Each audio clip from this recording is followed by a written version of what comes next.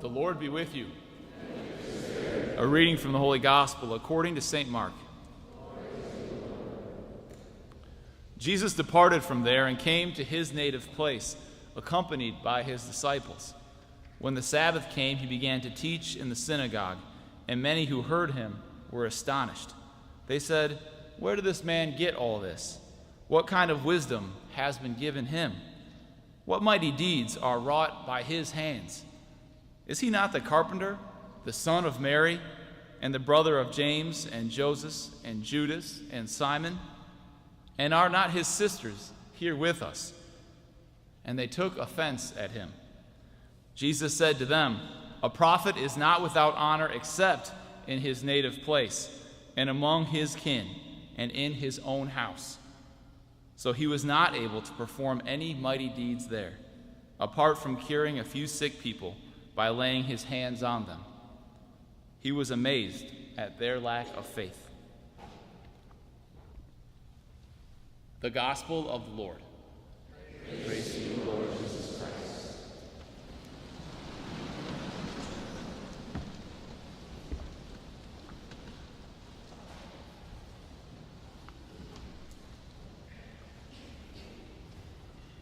I will rather boast most gladly of my weaknesses, in order that the power of Christ may dwell with me. If anyone had great things to boast about, it would have been St. Paul. Think about the following things.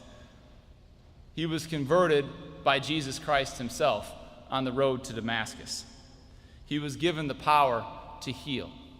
He preached to thousands, and some might even say millions. And in addition, he composed 13 books of the New Testament. So St. Paul had a lot to brag about, but yet he doesn't.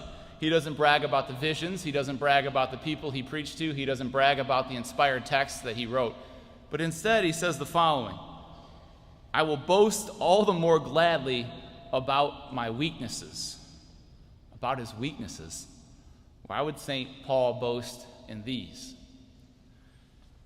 This seems like a far cry from the accentuate the positive mentality that we have today in our own culture. We prefer the Michael Scott approach. Why don't I tell you what my greatest weaknesses are? I work too hard, I care too much, and sometimes I can just be too invested in my job. That's our idea. Just think about the times that you've done an interview and words like that have perhaps entered into the conversation. Boasting in our weaknesses seems downright foolish.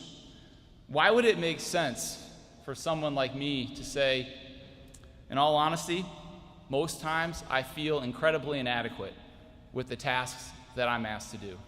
And in fact, I feel so inadequate that oftentimes I wait for the sirens to go off and some unnamed agency to show up on my doorstep only to say, "Enough with the inadequacy.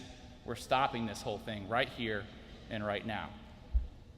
Maybe you've had similar experiences to that, but we don't talk about that, and we certainly don't want anyone else to know about it.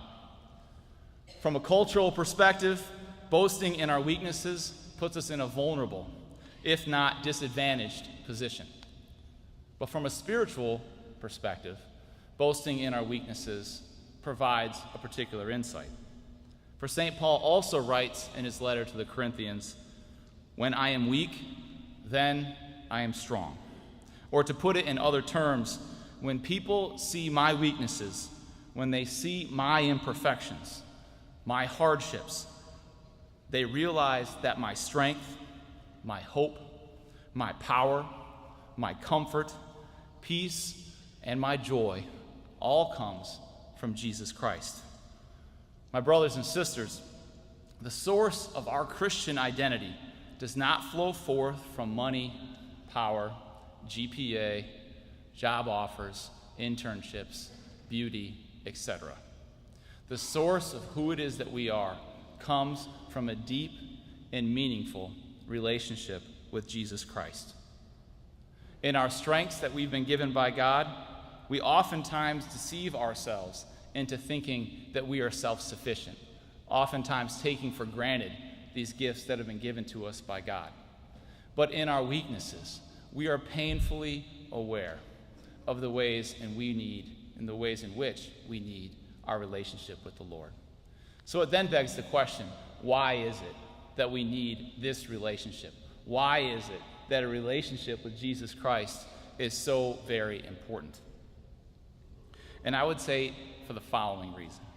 Because Jesus knows what it's like to be saddled by burdens, challenges, and obstacles that seem too big to overcome. The type of difficulties that we run into no matter where we find ourselves.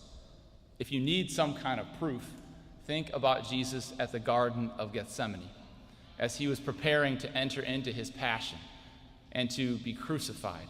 And it's there that he prays that this may pass from him, but if it is God's will, that he might accept it. And we see the power of that acceptance. We see how it is that God's grace and strength shows up in that moment of incredible weakness as he hung from a cross. That strength, that grace, that power cannot be replicated in any other way, in any other shape or form. As we sit here this night and we contemplate these words from St. Paul, I know that each and every one of you has had your own burdens, your own struggles to deal with in life. And I also know that many of you, like St. Paul, have prayed that they might be taken away. But oftentimes, they're not. Oftentimes, what we instead hear is like what St. Paul heard. My grace is sufficient for you. My power is perfected in your weaknesses. And so, while we may never know the good that comes from our suffering, while we may not completely understand why some people struggle more than others, we know one thing for certain by our faith, and it is this: when we are weak, we are made strong in Jesus Christ. So pray that we might continue to proclaim Christ in both our strengths and in our weaknesses.